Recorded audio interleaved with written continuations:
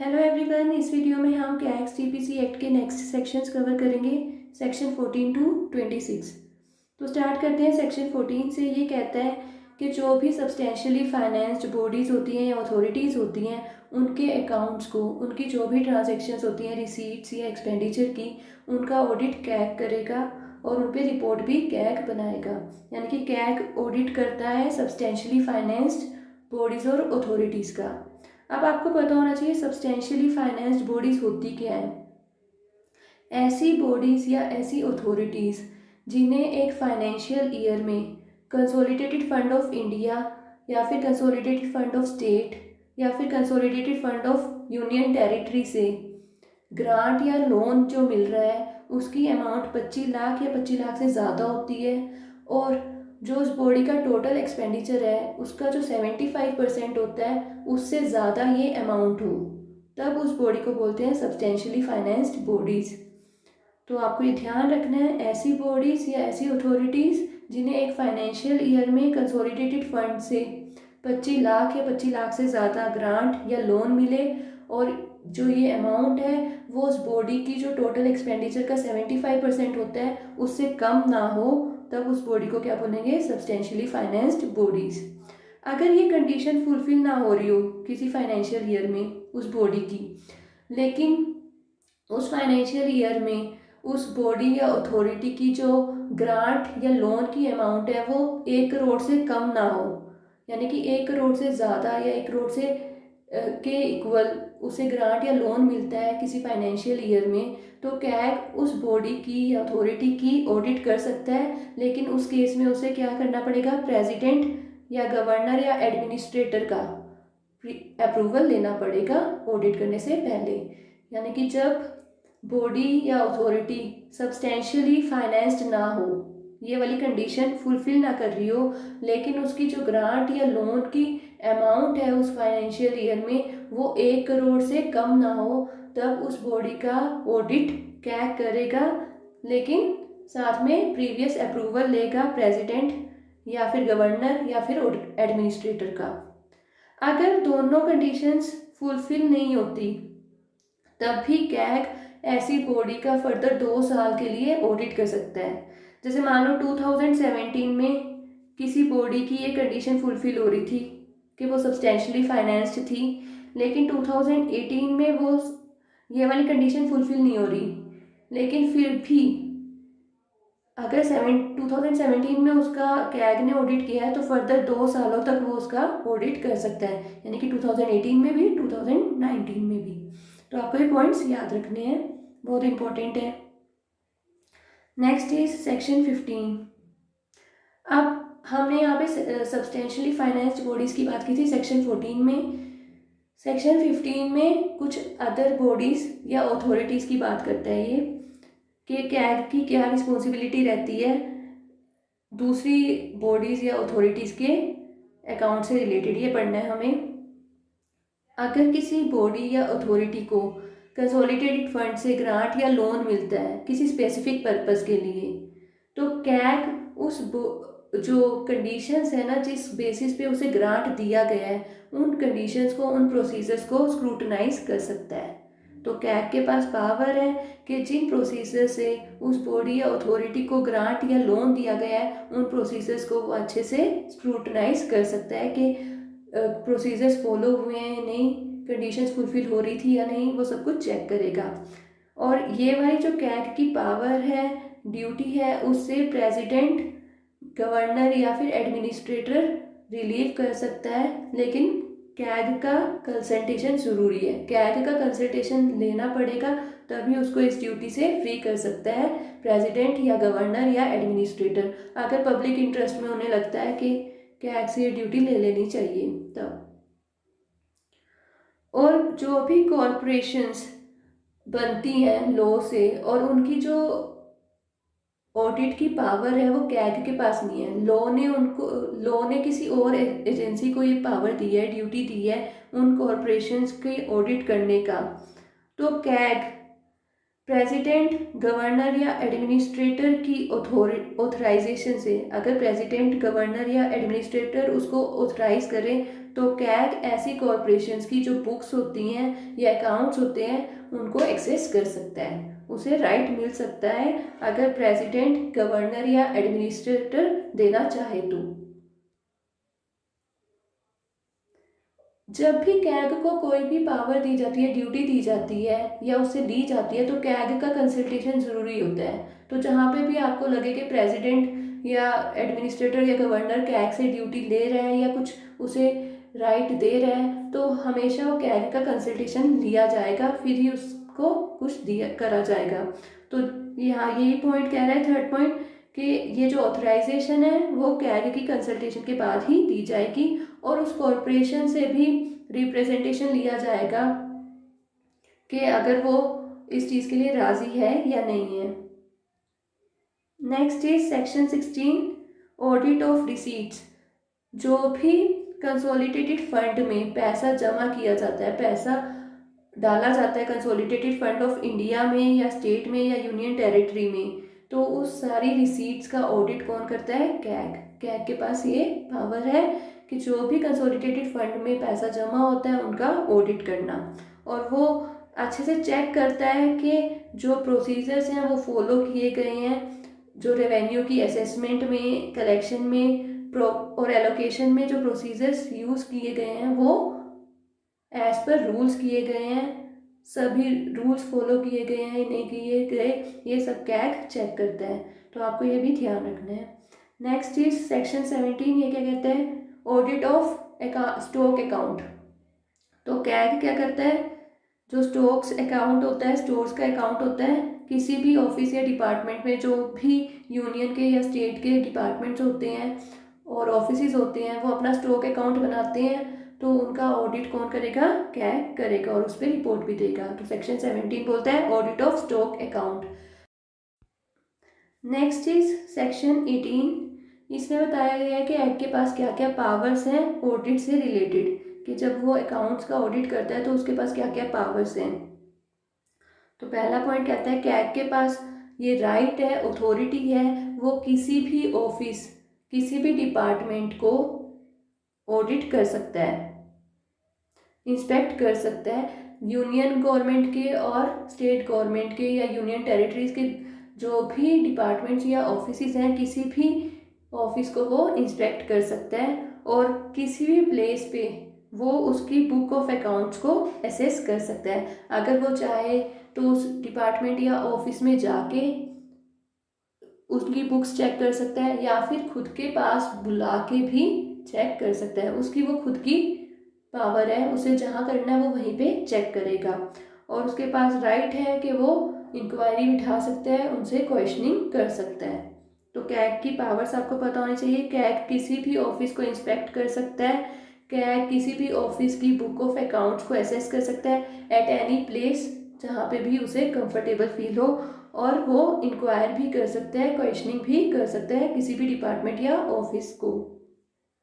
और जो जिस ऑफिस या डिपार्टमेंट का वो इंस्पेक्शन कर रहा है तो उसका जो इंचार्ज है, उस ऑफिस का जो इंचार्ज है, उसकी ये रिस्पॉन्सिबिलिटी बनती है कि उसे पूरी फैसिलिटीज़ प्रोवाइड करे, जो भी वो इंफॉर्मेशन मांगे उसे वो प्रोवाइड करे। Next is section 19। इसमें बताया गया है कि गवर्नमेंट कंपनीज का ऑडिट कैग करेगा एज पर companies act. Companies act 1956 mention किया हुआ है, बट कंपनीज एक्ट 2013 आ चुका है तो शायद उसके प्रोविजंस लगते होंगे। तो आपको ध्यान रखना है जो भी कैग गवर्नमेंट कंपनीज का ऑडिट करता है तो वो एज पर कंपनीज एक्ट होता है। नेक्स्ट इज जो कॉरपोरेशंस पार्लियामेंट लॉ से बनाई जाती हैं उनके अकाउंट्स को ऑडिट करने की भी पावर कैग के पास है, लेकिन जब वो उनका अकाउंट ऑडिट करता है तो किसके प्रोविजंस फॉलो करता है? जो उस लॉ के प्रोविजंस थे जिसके आधार पे ये कॉरपोरेशन बनी थी, उस लॉ के प्रोविजंस वो फॉलो करेगा। जो गवर्नर होता है स्टेट का या एडमिनिस्ट्रेटर है union territory having legislative assembly का, वो कैग को रिक्वेस्ट कर सकता है कि जो भी कॉरपोरेशंस उनके लेजिस्लेशन से बनी हैं उनका वो ऑडिट करें। और जब भी ये रिक्वेस्ट की जाती है कैग को, तो कैग का कंसल्टेशन पहले लिया जाता है। कैग की कंसल्टेशन लेने के बाद उसे रिक्वेस्ट की जाती है कि जो कॉरपोरेशंस उनके लेजिस्लेशन से बनी हैं उनका वो ऑडिट करें। Next is section 19A। अब जो ये गवर्नमेंट कंपनीज का ऑडिट किया जाता है तो उनकी जो रिपोर्ट होती है ऑडिट रिपोर्ट, उससे रिलेटेड हमें बताया गया है सेक्शन 19A में। तो जो ऑडिट रिपोर्ट होती है कैग की related to accounts of government company या कॉरपोरेशंस, उसे सबमिट किया जाता है कंसर्न्ड गवर्नमेंट को। जैसे अगर सेंट्रल गवर्नमेंट की कॉरपोरेशन है तो सेंट्रल गवर्नमेंट को अकाउंट सबमिट किया, ऑडिट रिपोर्ट सबमिट की जाएगी। अगर स्टेट के अंडर आती है वो कॉरपोरेशन तो स्टेट गवर्नमेंट को किया जाएगा रिपोर्ट सबमिट। अगर यूनियन टेरिटरी के अंडर आता है वो कॉरपोरेशन या गवर्नमेंट कंपनी तो यूनियन टेरिटरी के गवर्नमेंट को किया जाएगा। और जो कंसर्न्ड गवर्नमेंट होती है यानी कि सेंट्रल गवर्नमेंट या स्टेट गवर्नमेंट या यूटी गवर्नमेंट जो भी होगी, वो इन रिपोर्ट्स को अपने हाउस में रखेगी। यानी कि सेंट्रिल गवर्नमेंट पार्लियामेंट में, स्टेट गवर्नमेंट अपनी स्टेट लेजिस्लेचर में और यूनियन टेरिटरी अपने लेजिस्लेचर में। तो आपको ये पता होना चाहिए जो गवर्नमेंट कंपनीज या कॉरपोरेशंस की ऑडिट रिपोर्ट है वो कंसर्न्ड गवर्नमेंट को सबमिट की जाती है और वो कंसर्न्ड गवर्नमेंट अपने पार्लियामेंट में या लेजिस्लेचर्स में उसे पेश करती है। Next is section 20। इसमें ऐसी बॉडीज या अथॉरिटीज़ की ऑडिट के बारे में बताया गया है जिनकी पावर कैग के पास नहीं है। कैग के पास जिन अथॉरिटीज़ या बॉडीज़ के अकाउंट्स को ऑडिट करने की पावर नहीं है तो उसके बारे में बताया गया है। तो ऐसी बॉडीज़ या अथॉरिटीज़ की ऑडिट करने के लिए पावर प्रेसिडेंट, गवर्नर या एडमिनिस्ट्रेशन कैग को दे सकता है आफ्टर कंसल्टेशन विद कैग। तो आपको ये ध्यान रखना है। और कैग खुद भी प्रपोजल दे सकता है प्रेसिडेंट, गवर्नर या एडमिनिस्ट्रेटर को अगर उसे लगता है किसी बॉडी या अथॉरिटी के पास इतनी अमाउंट है, सब्सटेंशियल अमाउंट उसे मिली है, इन्वेस्ट की गई है उस पर, उसको इतना पैसा दिया गया है कि उसका ऑडिट ढंग से होना चाहिए। अगर उसे लगता है कि पब्लिक इंटरेस्ट में ज़रूरी है तो वो प्रेसिडेंट या गवर्नर या एडमिनिस्ट्रेटर को प्रपोजल सबमिट कर सकता है कि वो उसे अथॉरिटी दे उस बॉडी या अथॉरिटी के अकाउंट्स का ऑडिट कर सके। तो सेक्शन 20 में ये कहा गया है। Next is chapter 4 miscellaneous. इसमें हमें सेक्शन 21 to 26 पढ़ने हैं और इसी के साथ हमारा डीपीसी एक्ट ओवर हो जाएगा। तो सेक्शन 21 क्या कहता है, कैग के पास अथॉरिटी है वो अपनी पावर्स को बाय जनरल ऑर्डर और स्पेशल ऑर्डर डिपार्टमेंट के किसी भी ऑफिसर को दे सकता है। अपने डिपार्टमेंट के किसी ऑफिसर को वो अपनी पावर्स डेलीगेट कर सकता है, लेकिन कोई भी ऑफिसर उसके बिहाफ पे ऑडिट रिपोर्ट सबमिट नहीं कर सकता। लेकिन जब कैग एब्सेंट होता है, ऑन लीव होता है, तब कर सकते हैं। सिर्फ ये एक्सेप्शन है, वैसे कोई भी ऑफिसर उसके बिहाफ पे ऑडिट रिपोर्ट सबमिट नहीं कर सकता। आपको पता है ना, यूनियन के केस में, सेंट्रल गवर्नमेंट के केस में जो ऑडिट रिपोर्ट है वो सबमिट की जाती है प्रेसिडेंट को, स्टेट के केस में गवर्नर को, और union territory having legislative assembly उस केस में एडमिनिस्ट्रेटर को। तो ये जो ऑडिट रिपोर्ट सबमिशन की ड्यूटी है वो कैग खुद ही करता है, उसके बिहाफ पे कोई ऑफिसर नहीं कर सकता। Next is section 22 power to make rules. जो सेंट्रल गवर्नमेंट होती है उसके पास पावर है कि वो कैग की कंसल्टेशन के साथ अकाउंट्स की मेंटेनेंस के रूल्स बना सकती है, नोटिफाई कर सकती है ऑफिशियल गैजेट में। अब हमें देखना है कि रूल्स किन किन के ऊपर बना सकती है कि कैसे ट्रेजरीज या ऑफिस को अपने जो सब्सिडरी अकाउंट्स होते हैं, इनिशियल अकाउंट्स होते हैं जिनसे फाइनल अकाउंट्स कंपाइल किए जाते हैं, उनको कैसे बनाएगा, वो मैनर बताते हैं ये रूल्स। किस मैनर में अकाउंट्स को कंपाइल किया जाएगा और रखा जाएगा, ये सब कुछ। और स्टॉक के अकाउंट्स कैसे बनेंगे, और ऐसी दूसरे मैटर्स पे रूल्स बना सकता है सेंट्रल गवर्नमेंट।